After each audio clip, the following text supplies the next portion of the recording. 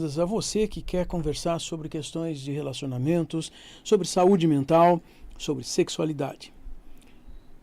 Como é de praxe nos domingos, estamos aqui, eu, Oswaldo Rodrigues, e a nossa colega do IMPASEX, do Instituto Paulista de Sexualidade, a Camille Borges, com a nossa convidada. Quem é a nossa convidada de hoje, Camille? Então, a gente vai conversar sobre um livro, não é isso? Da sua editora, Drops da FAO. Isso, é a Fábia Vitiello. A Fábia Vitiello é alguém que, assim, você sempre esteve, vamos dizer, margeando esse mundo das questões, dos estudos da sexualidade, e você está trazendo uma discussão muito interessante e importante. Por que é importante, Camille? Porque ela vai falar agora aqui. Bem-vinda. Muito obrigado, Fábia. Muito obrigado mesmo. Obrigada. Boa noite. Boa noite. Conta pra gente um pouquinho sobre o que fala esse livro. Então, esse livro foi lançado pela minha editora, a Drops Editora. A editora é minha e da Suzy Márcia Castellani. Ele se chama Histórias de Morte Matada, Contadas, Feito Morte Morrida. E as autoras, duas jornalistas, a Aniara de Oliveira e a Vanessa Rodrigues, mapearam como é que a nossa imprensa vem nos últimos 40 anos tratando de nos informar sobre feminicídios.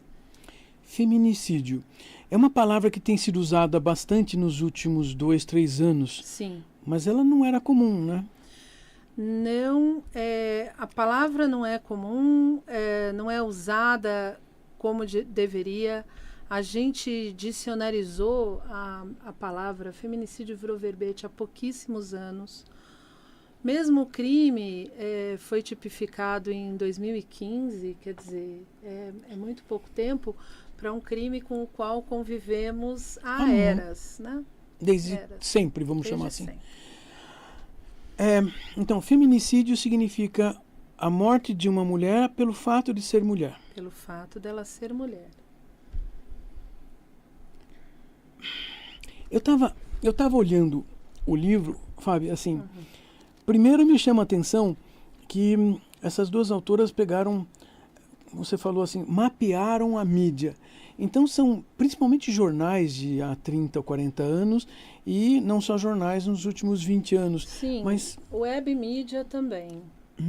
Né? Elas também vasculharam a internet. Me chama a atenção esse trocadilho de palavras, né? Histórias de morte matada, contadas feito morte morrida. Quem morreu, matou. O título já tem a ver com a abordagem que a Oliveira e Rodrigues fazem nesse livro, que é como é que nós estamos falando acerca desses assassinatos e como é que nós os contamos envolvendo vítima e a pessoa que está sendo investigada pelo crime, Oswaldo. Porque isso é uma discussão maravilhosa que elas fazem, grande parte mesmo das manchetes que nós vemos revitimizam a vítima, não dão conta para quem está lendo de entender quem cometeu o crime, quem está, no mínimo, sendo investigado pelo crime. O foco fica na mulher que morreu e não... Sempre. Então, o que você lê? Você lê mulher foi encontrada morta, mulher foi morta. Eu estava falando isso com a Ká. Se você abrir o Google agora e jogar mulher foi morta, é uma quantidade imensa de mulheres que foram mortas, que são, eu adoro essa, foi encontrada morta, porque duendes saíram da floresta, ou porque ela bateu a cabeça na calçada, ou porque... Quem matou essa mulher? Você já está nos contando que, historicamente, na mídia aparece algo do tipo... Bom, ela morreu. Não é que alguém foi lá e matou. Não. Quer dizer, de alguma maneira, nós estamos escondendo o sujeito da ação do ter matado e não deixamos ele como o homicida. Como um agente. O que as nossas autoras erguem é que nós empregamos a voz passiva num movimento de proteger o homem investigado, quando é um homem o responsável, é muito comum você ler na mesma manchete: mulher foi encontrada morta, o marido está preso. O que uma notícia tem a ver com a outra? Houve um BO? Se houve um BO, já há resguardo jurídico para a gente ter o nome e a idade do cavalheiro. Nunca temos. No corpo da matéria pode ser que conste, mas na manchete não. E 90%, sei lá, das pessoas leem manchete. A gente vai lendo manchete. E nas manchetes, a mulher foi encontrada morta. A mulher morreu. E é muito interessante, Oswaldo, quando você tem a segunda informação também na manchete, cá. O marido está preso, o marido é procurado. Se tem um BO, esse marido é no mínimo investigado. E se ele não tem nada a ver com isso, por que ele consta do título? Ele fez ou não fez? Ela morreu do quê? E quem provocou essa morte? É sempre um mistério. E, além disso, essa voz passiva tão estrategicamente empregada, não só tira totalmente a responsabilidade do investigado, como bota a mulher como corresponsável pela própria morte dela. E você não só tem informações interessantes, às vezes também, do tipo, morre mulher que não quis mostrar o celular para o noivo. Uma justificativa, e a descrição você está contando que é como se a justificativa literalmente justificasse. Sim, senhor. Sempre lembrando que quando nós falamos justificativa, nós estamos falando de uma postura política, uma postura assim, eu justifico, dando a entender que estou explicando, sem precisar explicar, mas já colocando culpa nas pessoas. Todo mundo faz isso? Não necessariamente todo mundo, ou pelo menos não o tempo todo. Mas o que você está nos contando é que a mídia tem tratado... É como se o jornalista fosse treinado para fazer exatamente isso. Ele já recebeu quase que uma ordem. Porque é o normal fazer isso. Empresas de comunicação, e é uma coisa que, por serem jornalistas, Oliveira e Rodrigues também tomam conta disso, não há responsabilização do repórter. A manchete pertence à empresa, à empresa jornalística. A quem interessa declarar que esta mulher apareceu morta do nada. A quem interessa proteger o nome do investigado. A quem interessa nos informar, sem nos informar, culpabilizar a vítima, botar a foto da vítima na matéria e não a foto do autor. A voz passiva desaparece com a responsabilidade. E ao desaparecer com a responsabilidade de quem a possui, joga a responsabilidade na vítima. Afinal, a mulher foi morta. A mulher foi encontrada morta. Onde já se viu uma coisa dessa? E nós recebemos alguns comentários aqui. Olha lá. Andréa Souza, FAO maravilhosa. Drops Editora, esse livro é maravilhoso, as autoras são incríveis. São. Carla Zélio, morre mulher que se separou do homem por agressão. E o Rafael Teixeira falou, muito importante essa discussão. A forma como a história é contada pode mudar tudo. Agora, eu fiquei com uma dúvida. As escritoras nessa pesquisa encontraram alguma mudança ao longo desses anos? Ou essa narrativa vem sendo sustentada ano após ano? A segunda edição desse livro saiu esse ano. E elas atualizaram as manchetes. E as manchetes estão aí, meu amor. Continuam. Somos todas culpadas, sempre. É uma situação cristalizada, mesmo com o mundo mudando, inclusive dicionarizando uma palavra, inclusive tornando um crime específico. Parece que o mundo social aí fora continua igual há 40 anos. E é uma coisa assustadora, porque alguns órgãos de imprensa, inclusive, têm manuais muito claros e bem escritos, mostrando como é que esse crime pode ser nos contado sem o uso da voz passiva, sem o uso de esse suposto excessivo. Todo mundo é sempre suposto, não tem um investigado, suposto. sempre, de alguma maneira, mesmo depois de morta, essa mulher tem sua credibilidade posta em xeque.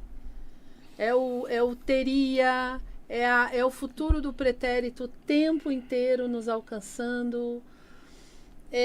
A idade desse cara, o nome desse cara, a foto desse cara não sendo exibida e um uso pesado de passiva, pesado. Na passiva não tem sujeito. Na voz passiva, acho que a gente aprende em gramática. Né?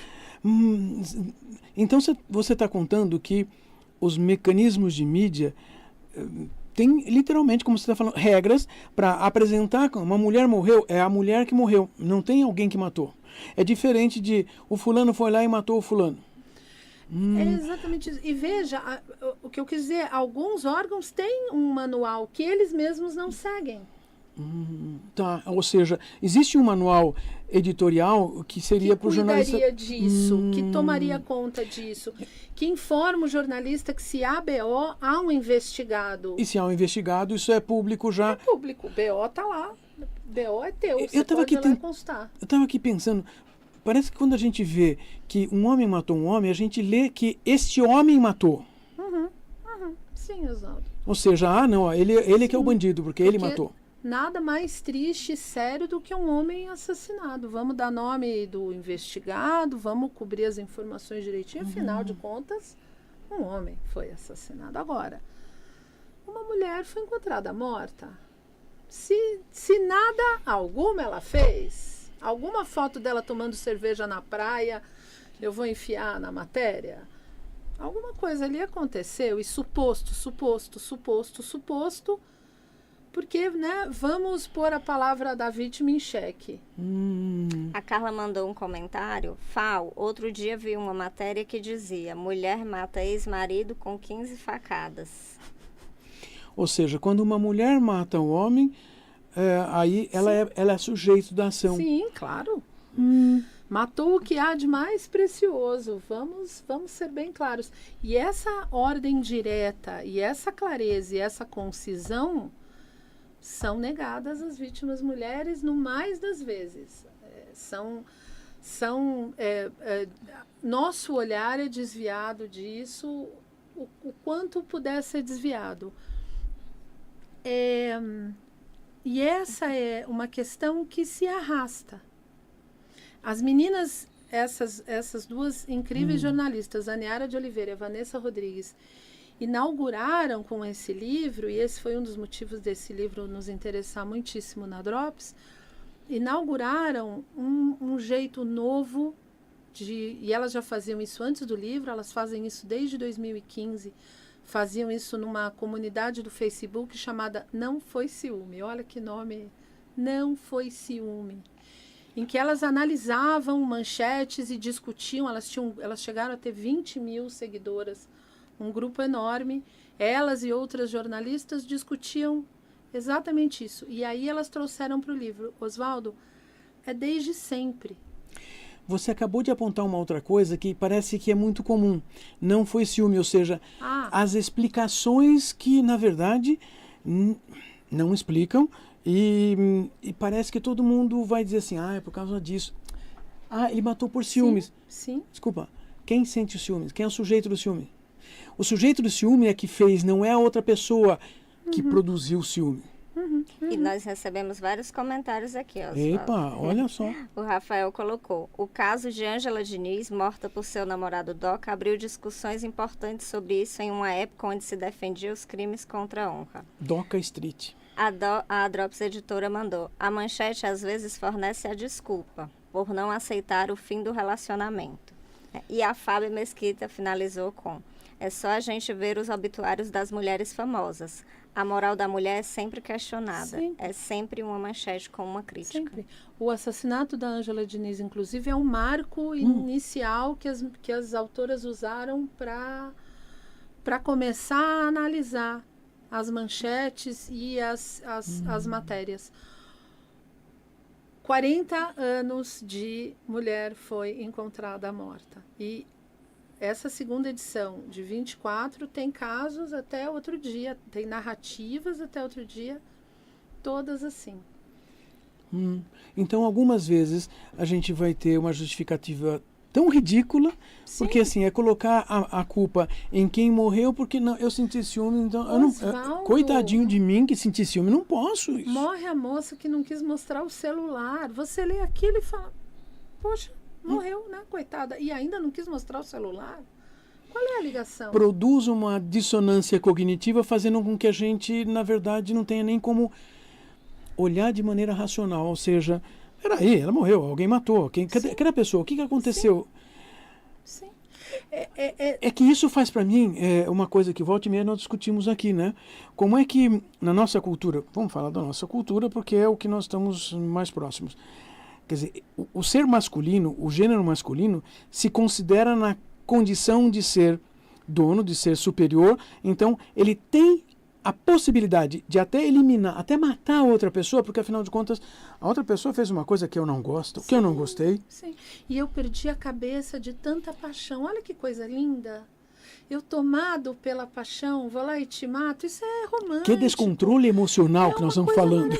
Não, mas é importante a gente apontar isso. Esses homens estão num descontrole emocional, olha, muito ruim. Muito ruim porque outra pessoa morreu. Ei, uma mulher morreu. Então, e esse sujeito vai justificar porque ele perdeu o controle emocional. Ei, se ele perdeu o controle emocional com o chefe dele, homem, ele perde o emprego. Ou seja, ele não tem descontrole emocional em outras circunstâncias. E isso é importante nós compreendermos e conceber que isso é uma falsa justificativa, uma falsa explicação. Sim. É uma forma assim, eu estou me defendendo. E essa defesa é usada como se eu tenho direito. A Carla até mandou aqui, tomado por uma grande emoção, né? Que aparece muito também. São as frases. Veja, todos nós somos tomados por emoções. A questão é, nós só sobrevivemos bem em conjunto e em relacionamentos se a gente consegue controlar as emoções que estão nos comendo. Controlar significa compreender o que ela está fazendo com a gente e da onde vem isso e não botar a culpa no outro. Porque não é o outro que faz a gente ficar descontrolado. Somos nós, sujeito, que não sabemos nos controlar. O controle é do sujeito. A pessoa que não tem controle emocional, ela é descontrolada, não é o outro. Uau! Então, assim, nós precisamos conversar com essas duas autoras um dia aí, né? Eu não tenho dúvida que vocês têm que trazê-las aqui. Sim. Então, já vamos começar a marcar, porque elas podem trazer algumas outras coisas dessa discussão que elas viram muito de frente. Você está nos contando hoje algo que então é essa compreensão dos bastidores e o quanto você está valorizando duas autoras que pesquisaram ao longo dos anos e foram compilando informações para mostrar, ei, tem uma coisa errada. Essa coisa errada é que isso está sendo feito da mesma forma há décadas, mesmo que nós estamos supondo que vivemos numa cultura em movimento, em mudança, e que houve mudanças nos últimos 40 anos. Mas parece que não é tão assim. Pelo menos há 40 anos eu tinha perto de 20 anos. Então, eu acho que mudei alguma coisa. Não tenho muita certeza porque a gente não sabe como muda muito, não. Porque a misoginia que nos estrutura está aí. Ela tá aí. Misoginia que nos estrutura. Nós vivemos numa sociedade onde todos aprendemos que as mulheres, elas não valem tanto quanto não precisam valer. Isso significa que, estando subalternas, podem ser pisadas. Recebemos mais comentários. Uau! Carla mandou, nossos corpos ainda não nos pertencem nesta sociedade misógina em nome do amor. A Drops Editora mandou, mulheres são corpos matáveis.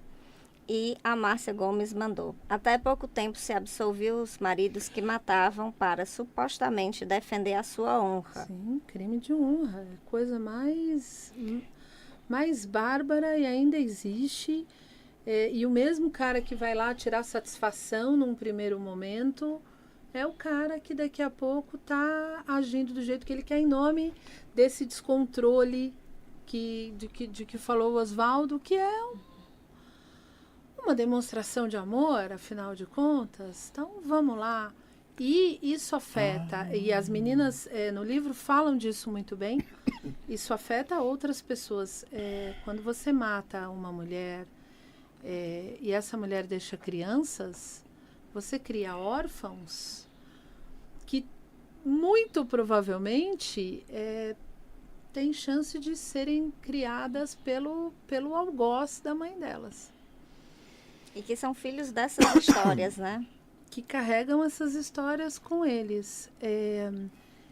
Uma coisa que me afetou muito pessoalmente quando eu li o livro, porque eu tenho um pedaço razoável da família indígena, dentro das diferentes situações de vida de cada etnia, você tem vítimas em comunidades indígenas que também não são alcançadas e para elas há um complicador que não raro estão em comunidades afastadas. Quando a polícia geralmente não são ouvidas, quando a polícia aparece, muito provavelmente não é para cuidar delas. As mulheres indígenas em comunidades feministas apontam isso repetidamente. Quer dizer, há uma série de ramificações.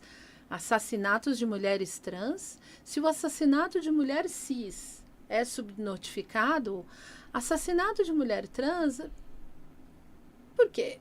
Né? Não é nem considerado assassinato de mulher. E aí você não para de ver ramificação terrível. Terrível, terrível. Quer dizer, agora você está trazendo outros subgrupos que se tornam mais complicados porque os grupos minorias, eles são mais desclassificados ainda. E como você falou assim, mulheres trans nem são consideradas.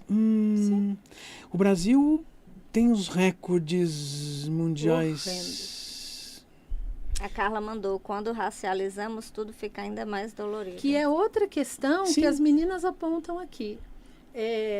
O rosto do feminicídio neste país é negro, é periférico, mas a mídia só vai prestar atenção se for uma branca de classe média morta. Então, você tem desdobramentos e mais desdobramentos sobre a mesma questão. Cada vez que você vê uma manchete e ela foi escrita de maneira a não lhe contar o que aconteceu, a não lhe contar como foi morta e quem, principalmente, matou. Vocês estão ouvindo a Fábia Vitiello, que é da Drops Editora, que, como a gente a conhecia de perto, então nós pedimos para ela vir aqui começar esse assunto. E nós estamos assim já intimando as duas autoras. Yara de Oliveira e Vanessa Rodrigues. Intimando, porque assim, caramba, nós precisamos dar continuidade para algumas dessas coisas, dessa discussão, porque ela precisa continuar sendo conversada para que a gente tenha tempo para pensar sobre como mudar as coisas. E as mudanças não acontecem assim tão rápido. Não? Elas levam muito tempo. E cada caso que as autoras analisaram, cada manchete, cada discussão, isso, é um universo em si mesmo. É um levantamento lindo que elas fazem no livro, muito cuidadoso, com um olhar muito atencioso para cada caso, para cada manchete, para cada verbo no futuro do pretérito. Vocês ouviram, nessa última meia hora, a Fábia Vitiello, comigo, Oswaldo Rodrigues, e a Camille Borges do Impassex, para a gente conversar, começando a conversar essa história de mulheres que morrem na nossa cultura por serem mulheres. Não é porque morreram, não, elas morreram por serem mulheres. Mortas por homens que se consideram superiores e que se consideram com o direito de... donos das vidas delas. É uma loucura. Essas coisas são complicadas. Precisamos continuar discutindo isso. Por favor. Nós vamos continuar discutindo. Fábia, muito obrigado por estar aqui com a gente, por ter disponibilizado esse tempo, de estar conversando com a gente. É ótimo revê-la. É ótimo que você esteja aqui e depois conversamos. Nós temos mais duas autoras para vir aqui. Mas eu tenho que perguntar uma coisa para a Camille. Camille, o que vai acontecer de 8 a 10 de maio de 2025 aqui em São Paulo, no Hotel Lex? Gente, nós temos o congresso aí, o Sinsex. Entrem lá no site do Impassex e confiram. A gente já tem lá a programação, as datas, os locais. Vamos discutir várias dessas coisas, inclusive esse assunto, mas muitos assuntos relacionados às sexualidades, aos relacionamentos entre pessoas, relacionamentos conjugais, porque precisamos discutir isso para entender, aprender e participar de uma mudança. Ela pode ser demorada, mas a gente só muda se a gente tiver uma participação. Cada um de nós andando, trabalhando e fazendo um esforço. Muito obrigado a você que está nos ouvindo, que vai nos ouvir durante a semana, que vai ouvir a gravação desse programa, e quero dizer para vocês, tenham uma boa semana, porque vai valer a pena para a gente esperar. Semana que vem discutir outro assunto importante. Quem que vem mesmo, Camille? A Angra vem conversar com a gente. É uma outra pesquisadora que também vai discutir outras coisas relacionadas às minorias ideológicas, numa cidade tão grande quanto São Paulo. Muito obrigado, gente. Até domingo. 8h30.